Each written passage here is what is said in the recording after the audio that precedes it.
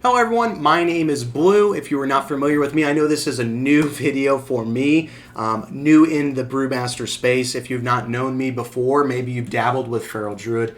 I've been making Feral Druid guide videos for a very long time, but recently I have been dabbling with Brewmaster Monk, and I've really fallen in love with the spec. I really love the fast-paced play style of the spec, the complexity of the spec. I think what drew me to the spec originally, and I'm really excited about, is no longer waiting in the Mythic Plus DPS queue list and just getting, just getting ignored and being in there forever. I do want to say, as I've been learning this spec, I have been compiling a lot of notes, and basically that is what this guide video is going to be for you today, and I really hope you enjoy that. I do want to say that there is some amazing individuals making Brewmaster content out there, and I hope this video doesn't really interrupt what's already out there. I just understand, and me watching the videos, because I've been watching a lot and doing a lot of research, is sometimes it just helps to hear things in a different way, and hopefully I can do that for you today, and we're not taking away from the content that already exists, but maybe we can just add to it. With that said, I really hope you guys enjoy the video. Hopefully we can all learn something today with Brewmaster Monk and just really enjoy this fun spec. With that said, let's go ahead and get into the content. If there are any newcomers to the spec, like myself recently, I wanted to start by talking a little on what is a Brewmaster Monk. I think the best way to currently describe Brewmaster is a tank that mitigates its damage by taking the brunt of that beating and elongating that damage over a longer period of time. What is neat about Brewmaster is it does all of this passively through stagger and shuffle, and unlike other tanks, Brewmaster is actually less reliant on defensive spells and more focused on managing that delayed damage. I think what originally drew me to play this spec is its tremendous damage output, as well as the skill cap needed. And honestly, some of the skill cap needed is just getting used to having a ridiculous amount of buttons to press. Now, I did make a guide video on how to create shift and control macros. I would highly recommend using those macros for this spec, so I'll actually leave a link in the video description below. Check it out if you don't already do so or know how to create those macros. All right. So before we talk about a lot of the guide stuff, I do want to first kind of go over the meat and the potatoes of Brewmaster. So let's talk a little bit about stagger and shuffle, as well as how Brewmaster goes about managing the damage it receives over time. As we stated earlier, stagger delays damage and instead takes that damage over a longer period of time. As we increase our item level and increase our agility, so too will the percentage of stagger damage that we take as upfront damage. Meaning that as we increase agility, we will start taking less and less upfront damage and instead convert that to a damage received over time. Currently, in game, I have about 6,500 agility, and for me, that is about 41% stagger. It is important to understand that stagger and agility, they don't really scale linearly, meaning that as the expansion continues, we will require more and more agility to increase our stagger percentage. It is important to understand that decayed value because now we're going to be covering shuffle, and shuffle will be increasing our stagger. So shuffle basically says that using certain abilities will double our stagger. Now, that isn't actually the case that our shuffle value is doubled due to the decayed value that we spoke about earlier. I think the best way to think about this is shuffle will double whatever value of agility are affecting stagger, but since we know that it requires more and more agility to increase our stagger, that we won't actually get stagger times 2 values. So currently with 41% of stagger, if I cast an ability that grants shuffle, then I will see my stagger go up to 69%. Now, although this isn't exactly doubled, this is still extremely good. And the wonderful thing about shuffle is this is a buff that is extremely easy to have 100% uptime on, and basically not have to think about as long as you're doing your rotation correctly. There are obvious benefits to taking all of this damage over time, and it is basically what makes Brewmaster a very easy tank to heal due to them rarely taking spike damage.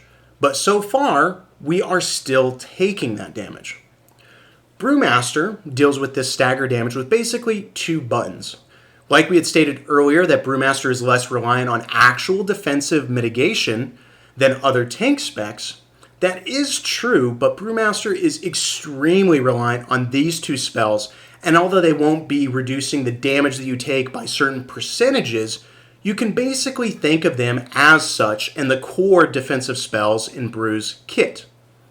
So first, Purifying Brew, it's going to clear 50 to 64% of whatever your current stagger damage is and heal you for 25% of the damage that was cleared.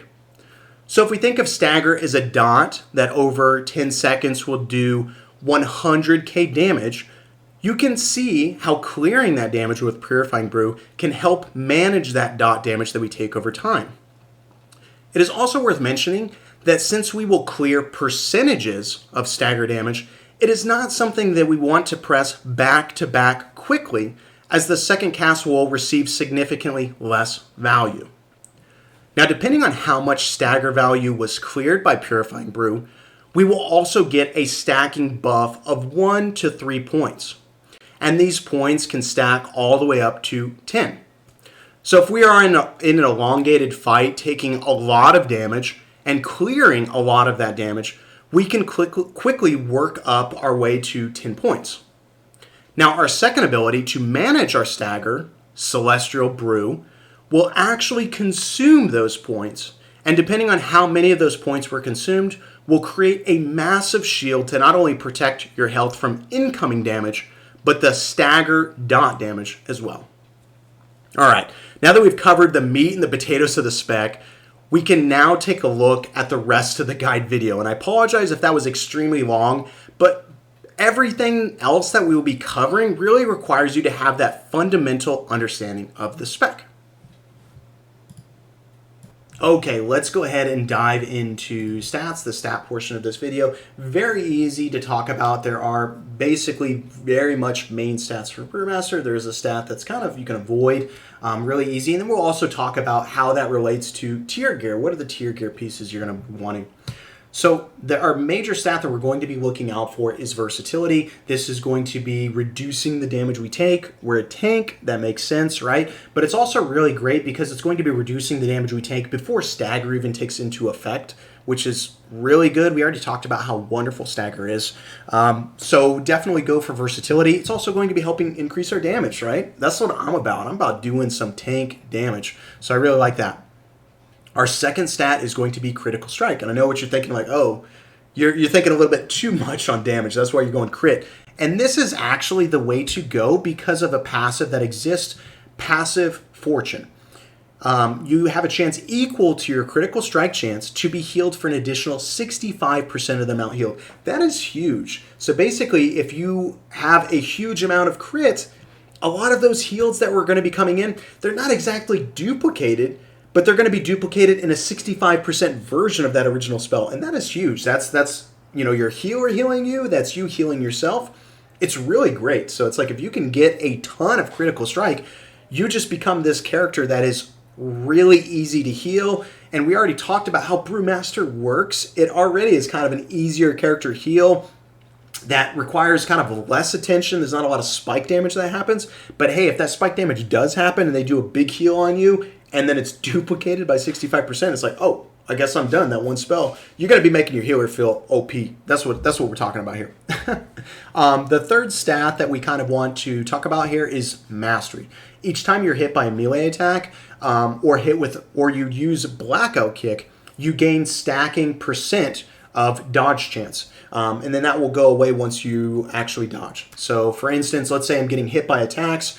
I get a stack of mastery, so 21% chance to dodge the next attack. Let's say the next attack comes in, I didn't dodge that one, but then I gain another stack, so now I have a 42% percent chance to dodge the next attack. Pretty good as a tank. This is something that just happens passively, but what's also nice is Blackout Kick. We can talent into Blackout Kick cleaving, which is really great. So in those AoE environments, I'm passively having my mastery occur, but then with Blackout Kick, I can get like 3 stacks immediately. So it's a very, very high chance that you are going to be dodging that. Now, the thing about mastery, what I like about mastery is it also increases your attack power. So I think of more of mastery just like, oh yeah, if I can't do versatility, I cannot do critical strike. It's like, okay, I'm putting it in mastery, but I feel good about it because this is also going to be a very high stat that's going to increase my damage. So that is a really cool thing. It's a very fun stat to have. That is a very defensive and attack version. Now, the last stat that we really don't care about is haste. Haste is going to help with our energy regen. It's not a huge thing because Brewmaster Monk only has a couple spells that are going to be actually using our energy, and then the other spells, attack spells, don't even require energy. So as long as you're managing your buttons correctly, it's really not a big deal at all. But I will say, as somebody that leveled up Brewmaster and was, hey, I need to just put item level on above everything else, it is really difficult having a lot of haste. Brewmaster Monk is already a spec that has a lot of buttons. At one point in time, you're going to want to press 2 or 3 buttons, and you can only press 1, right? Haste will reduce the cooldown on some of your spells, and it gets to the point where you're like, oh my gosh, I'm overloaded. There's so many buttons that I want to press. And having a low amount of haste actually really chills out your cooldown quite a bit, which I actually like. I like having the least amount of haste possible just so that my rotation is calmed down. But either way, we do want to avoid haste. It's not the best stat for us. We can definitely put those in other things that are going to help our tankiness, our healing received, or our power, tankiness and power, right? Which is mastery. So with that said, basically, what are our tier sets that we want? We're basically going to be looking for tier sets with our main stats. So our chest gives us verse crit. Our legs give us a high amount of verse, a little bit of mastery, which is great. Now, not as great, but still good, is our hands, which are going to be giving high mastery, low crit. And then our shoulders are going to be giving us high crit, low mastery. Now, the headgear, which I have not equipped, that's going to be giving lots of haste, low mastery. So you can kind of see where it's like, we want to avoid that. But then also there is a BIS headpiece that drops from Ruby Life Pools. So if you can get your hands on that, that is going to be a BIS stat. So that's why I choose not to go for the head tier piece. But another reason is you may also want to craft the headpiece, which is basically saying, hey, when you do, I forget what it is, when you do fire damage or whatnot, it's basically going to be doing a small ticking damage, AoE. I have not really invested in that or looked too much into it because I like playing characters and just like really maximizing the stats out as best I can and really putting as much as I can into verse and crit and seeing how that will affect my character.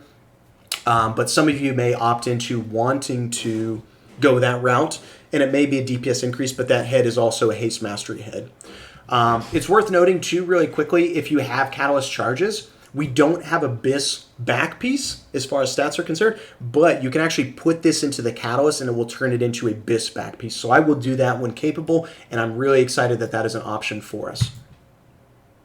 Okay, for this instance, we're going to be talking about abilities, and I do not want to make a guide and just say, these are your abilities and this is your rotation. There is a rotation for Brewmaster Monk, but this is something that I misunderstood a lot walking into Brewmaster Monk, and I want to clarify this because I think this is actually really important.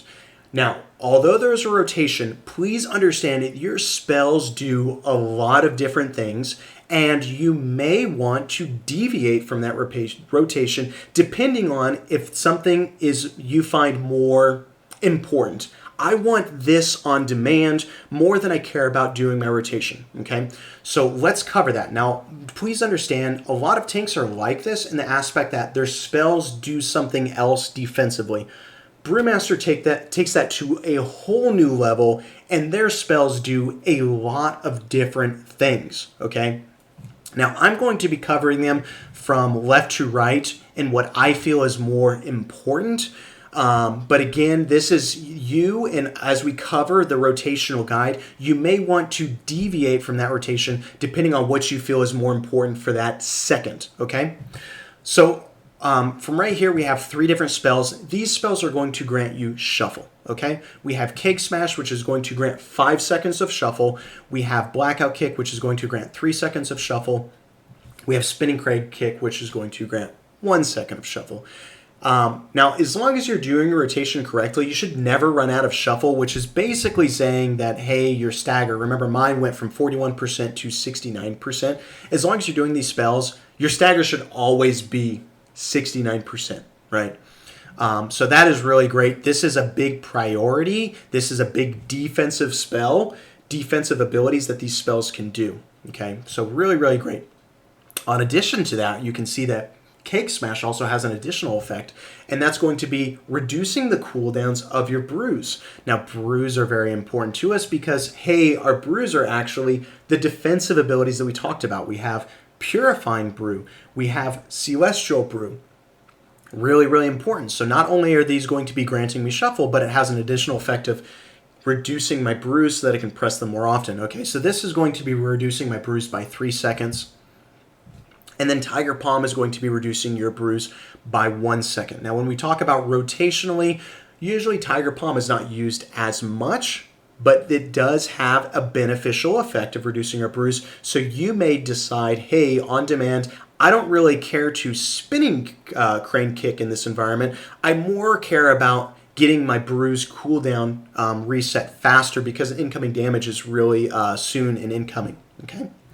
Next, I think this is very interesting, is Blackout Kick and Rising Sun Kick generate healing spheres. Now, this is something we haven't talked about, but Brewmaster has healing spheres that kind of generate around them when you are pressing these abilities. These abilities have a chance to generate healing spheres. That is very, very important. By using Expel Harm will heal you a small portion, but it will pull in all of those healing spheres around you to heal you. This is how Brewmaster heals himself a big amount. You can see here, Gift of the Ox or Healing Spheres is my highest healing ability, and I do that again through Expel Harm, which doesn't do a lot of healing itself, but it pulls in those healing spheres for on demand.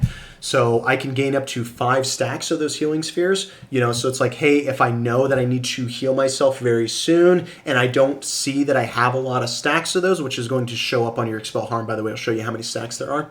You may want to prioritize Blackout Kick and Rising Sun Kick so that when you do use that Expel Harm, it can be amplified by those healing spheres, okay? So those are really good. And then Spinning Crane Kick, which is kind of just in your rotation, it has beneficial effects already. Those are also going to have a beneficial effect of not generating those healing spheres, but those random healing spheres that happen, it's actually going to pull them in closer.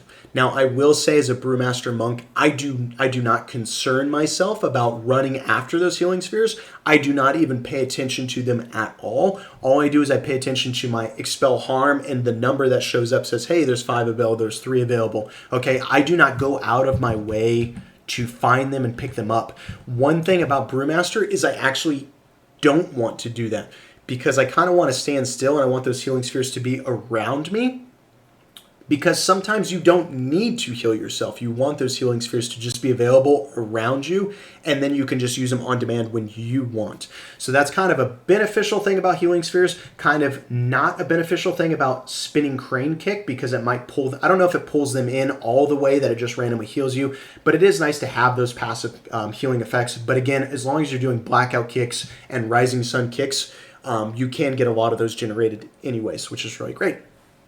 Okay, last, you can see Blackout Kick is on here a lot, right? It's pretty important. Now, Blackout Kick. What does Blackout Kick also do? Well, we talked about it. It increases our mastery. So this is a defensive portion. We'll put these up as far as like the majority. So Blackout Kick also gives us mastery stacks in AoE environments, gives us 3 stacks of our mastery, so that's really good. And then also, we cannot mention Breath of Fire. Breath of Fire, it does this AoE cone of fire, but it makes your enemies that are already affected by your Cake Smash burn as a dot, and then also that dot damage is on them, they will do 5% reduced damage to you. So that is really good. So all these spells, they have a lot of different effects, but you can see a lot of them do many different things, like Blackout Kick. There's a lot of different things in Blackout Kick that I wish a guide video kind of talked about. So next we're going to be talking about rotationally, what you should be doing rotationally, but do understand, hey, depending on what you want and what you need, let's say I need shuffle, or I need my brews off cooldown faster, or I need more healing spheres, or crap, this boss needs to have 5% less damage done to me, so you can kind of choose what you want to do at specific times. Okay, now we're going to go ahead and cover rotation. Now, again, as far as rotation is concerned, we talked about, prioritizing what you need at specific moments.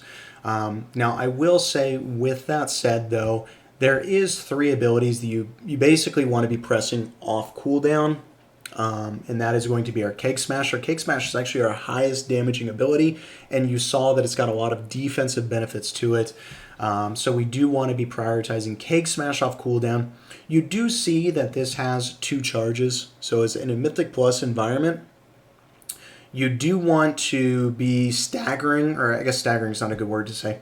You do want to be not using them right after each other, okay? So for instance, there's a mob pack. I'm going to try to pick up that mob pack with my Cake Smash, and then I'm going to go through rotation. I'm going to still have 1 Cake Smash in reserve for maybe somebody is off to the left or off to the right. I'm going to save 1 Cake Smash for them as well, because this is my biggest damage ability, and this is probably my biggest aggro. I would say Brewmaster Monk has a little bit of an issue compared to other tanks as far as getting aggro, so you do want to be careful on your usages, and you don't want to just go out and throw them on one target, just boom, boom on one target, and then you got these 2 guys on the sides that just didn't get hit by your Cake Smash. And then you have aggro issues with them. But this is something you want to be pressing off cooldown, but just understand if it's the beginning of the pull and you have 2 charges, kind of think of that. Another ability you want to be pressing off cooldown is Breath of Fire. This is going to be reducing your damage intake by 4% or by 5%, really good. And then the last ability is Rushing Jadewind. We hadn't talked about this. There is no defensive aspects to Rush of Jadewind. It is all offensively, but it is offensively and it does wonders at it, okay?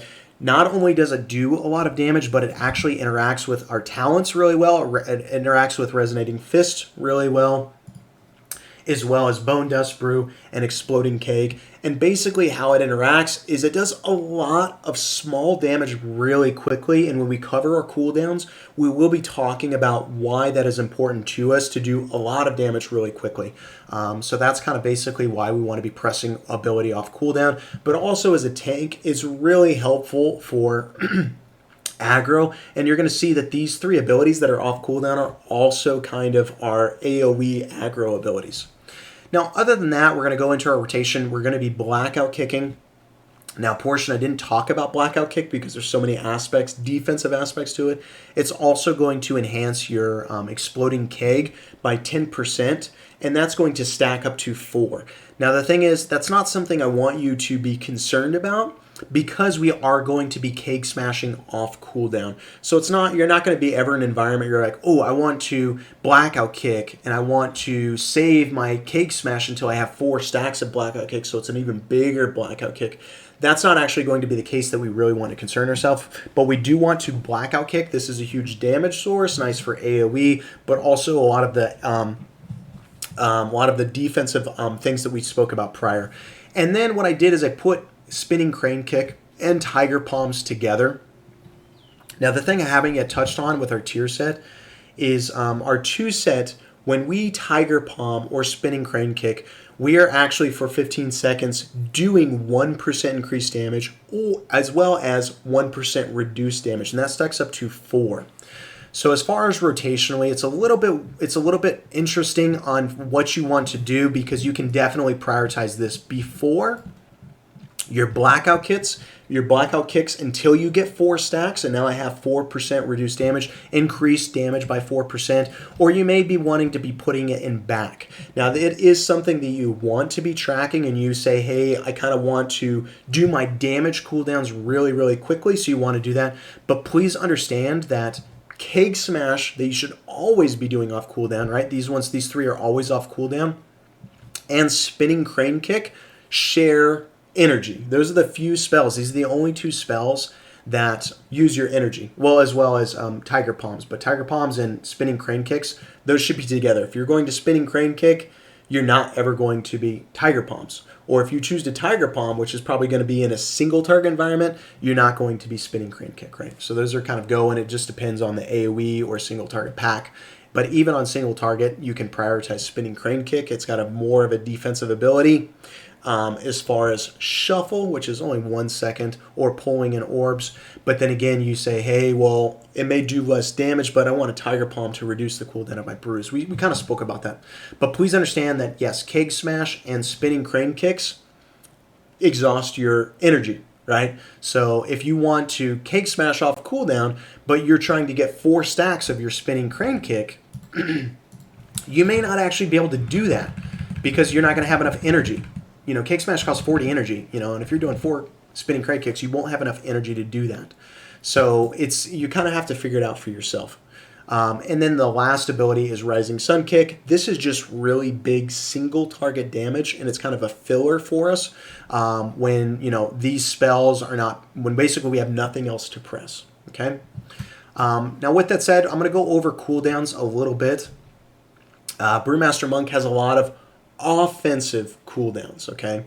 Now, the only cooldown that is somewhat considered defensive is the Black Ox. This is going to do some damage, but it also is going to help with intaking some of the stagger damage. So it's kind of, you summon an Ox, you know, when there's targets around. I don't have any targets around. And he's going to go ahead and attack the target and stomp, okay? If he will do it. Okay, and you can see he does some type of stomp animation. What's kind of beneficial to him, yes, it is a DPS cooldown, but also it can be defensive because it says that while active, 25% of damage delayed by stagger is instead staggered by him. So 25% of the damage that I'm going to be intaking is actually put towards him.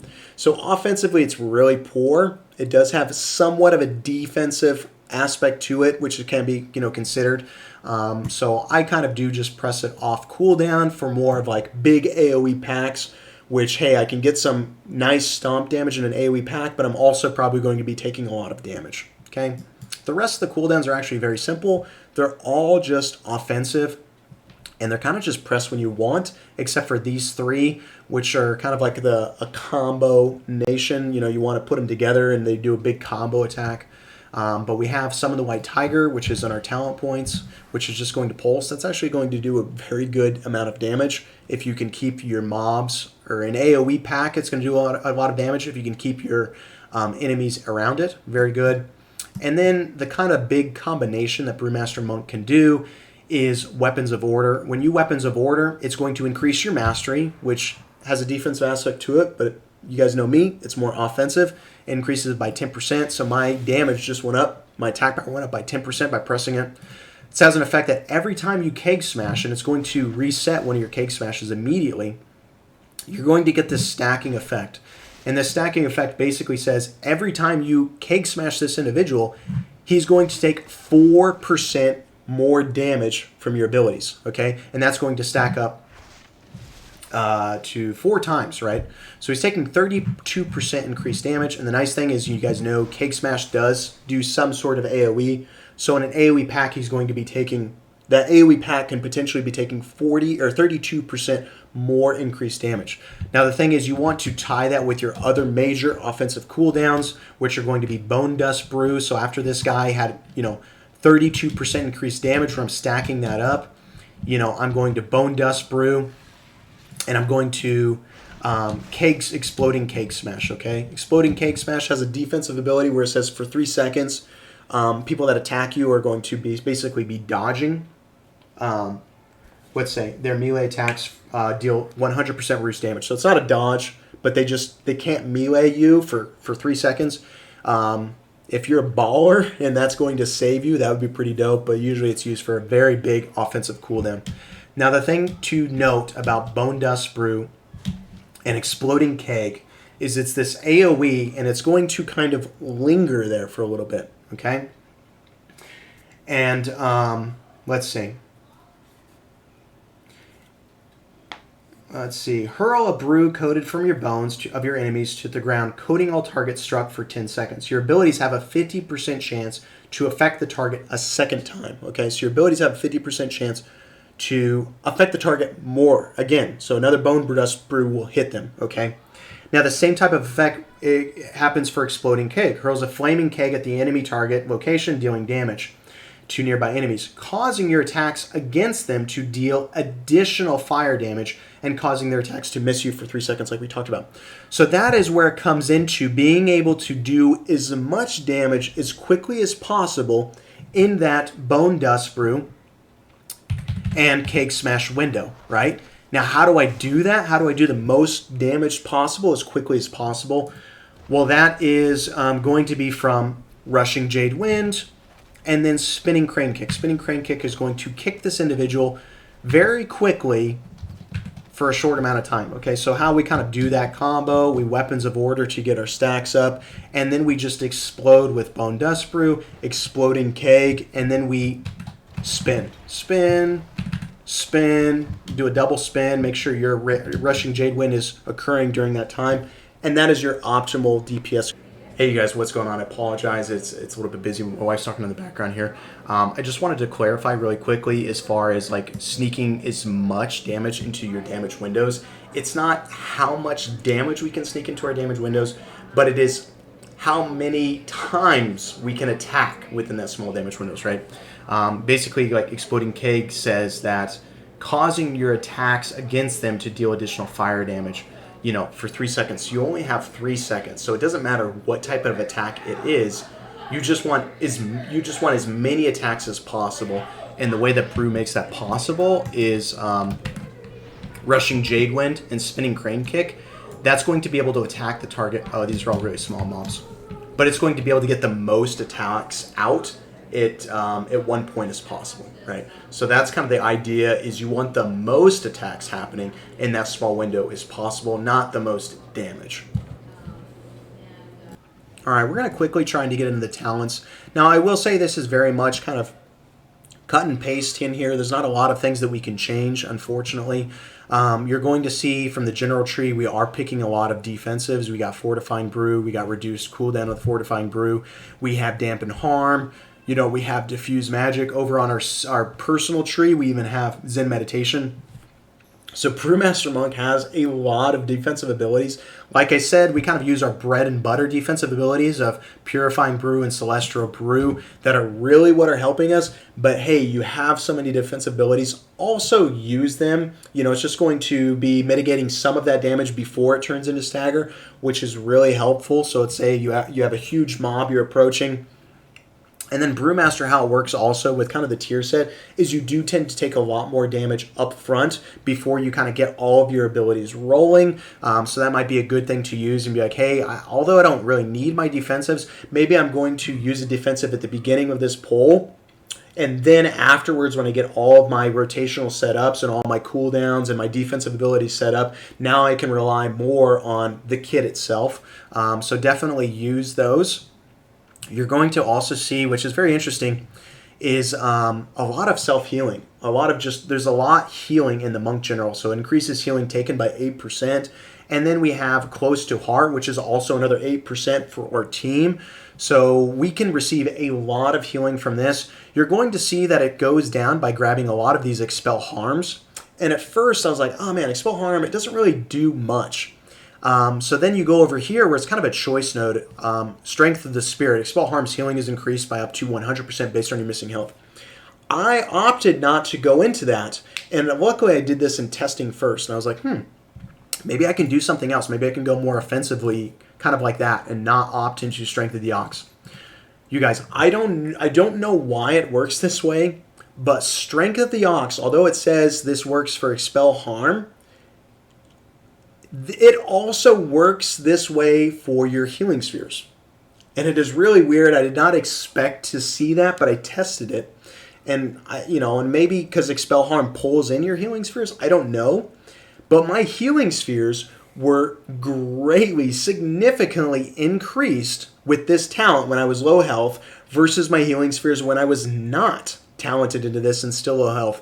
So that really changed my mind for all of these Expel Harms, and I'm glad that I have them, and especially this one. It's really great when you're really low and you Expel Harm, and then, not only Expel Harm is enhanced, but those healing spheres are enhanced. You're just like, boom, full health, and you're like, nice. But yeah, there are a few things you can change in here. You can maybe not take paralysis and go down to the disable route, so then you can have one talent available to maybe put in detox or anything like that. But basically, this is it. Resonating Fist, this is going to be a lot of your overall damage passively, and a lot of this is actually because it says your attacks have a chance to resonate, dealing a certain damage to your enemy within 8 yards. That has a huge aspect with your Rushing Jade Wind, right? The more attacks we can get off at one time, which Rushing Jade Wind does, gives us more opportunity for this to proc.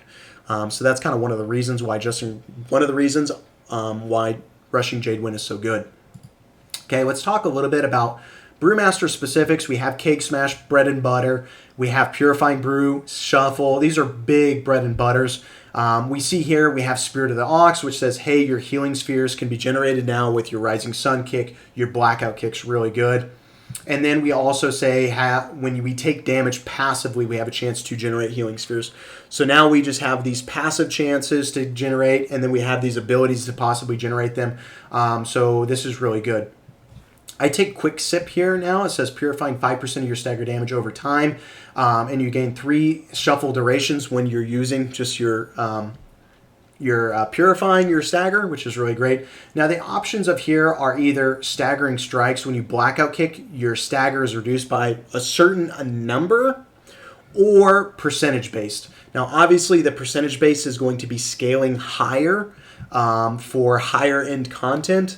You know, if it's not high end content and you're not really taking a lot of damage from stagger at all, you know, staggering strikes may be the way to go.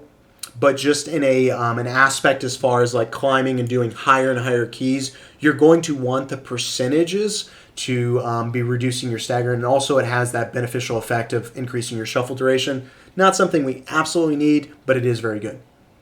Okay, we pick up a Rushing Jade Wind here, which has huge benefits with our Resonated Fits, huge benefits with our DPS cooldowns, really great. If you don't really like the button bloat, you can go ahead and do Special Delivery here. You can not do Rising Sun Kick because, again, it doesn't really do anything defensively to kind of clear out that button bloat. Now we pick up our Celestial Brew right here, which is really good. We're going to enhance that Celestial Brew with Improved Celestial Brew. We're going to enhance our Purifying Brews by giving us 2 charges with this talent here. Here's where we pick up our Breath of Fire, which is really important. 5% reduced damage incoming. Really, really great. We'll just work our way down here. Scalding Brew. Cake Smash deals 20% additional damage to targets affected by your Breath of Fire. So this is really nice as a DPS one. Now, I will say, if you are planning on playing your Brewmaster Monk and being one of the 1% that is going into the highest dungeon and you want to survive, I will say that Breath of Fire, it does not stack infinitely, okay? So Breath of Fire says for 12 seconds, you take 5% reduced damage. The cooldown for Breath of Fire is 15 seconds, and there's no way of reducing that cooldown. Okay, so if you're a big guy and you're just like, I'm not worried about damage, I just need to be the tank, you may want to go for this talent instead, okay? So let's go down here. I do Bob and Weave. Stagger damage, or stagger duration increased by 3 seconds, so normally it's 10 seconds, so it's an elongated, causing staggered damage to instead be applied over 13 seconds, which is really great. Now again, if you're in those high plus, mythic plus environments, and you're using your defensive cooldowns, your Celestial Brew quite often, you may want to opt into Black Ox Brew, which says chug some Black Ox Brew, which instantly refills your energy, purifying brew charges, and resets the cooldown of Celestial Brew. So you can immediately have those reset if you need it, and which the benefit is it is a brew, so it's going to get those added reductions, cooldown reductions from your Cake Smash or maybe your Tiger Palms there. So that's kind of something you can go ahead and do. Now, Charred Passions, it says your Breath of Fire ignites your right leg in flames, basically doing some additional damage, which is really nice. Or you can go for Dragonfire Brew, which says you basically breathe 3 breaths, okay? The thing about this is this ability, these are really close in damage, but this ability is also one that is scaling. Breath of Fire damage increased up to 100% based on your stagger. So if you plan on doing those high-end content and you're just basically be crazy stagger damage because you're taking a ton of damage, again, so you may be wanting to opt into, hey, I want this reduced so I can Breath of Fire more often and keep that up 100% uptime. Also, I'm always taking a lot of damage, so I may want to opt into Dragonfire Brew and just have that scaling with me since I'm always taking a lot of damage, okay? I would say for the majority of content, it's probably just Charred Passions. If you're not doing those high-end contents and you're not seeing this Fire Breath Brew scaling, a lot, just go for Charred Passions, right? Okay, and then we go ahead and we pick up our Bone Dust Brew, and then we pick up Bountiful Brew, which gives us the opportunity for Bone Dust Brew to happen. Okay, so now we pick up our defensive Zen Meditation that we use rarely, but it is good when we do use it. We're going to use Imperial Brew, Guyfin's Imperial Brew, which says Purifying Brew instantly heals you for 25% of the amount that you cleared by stagger. Blackout Kick is going to hit 2 additional targets. And we're going to go ahead and pick up Presence of Instability. Activating Purifying Brew or Celestial Brew grants you 15% dodge for 5 seconds. Why not? You're doing those abilities quite often. Very good. Just a nice passive one right there. This is going to be a choice note that you may want. Training of Nizao. Gain up to 15% mastery based on your current level of stagger. Again, mastery is some defensive, but it's more offensive abilities, and that's kind of how I think.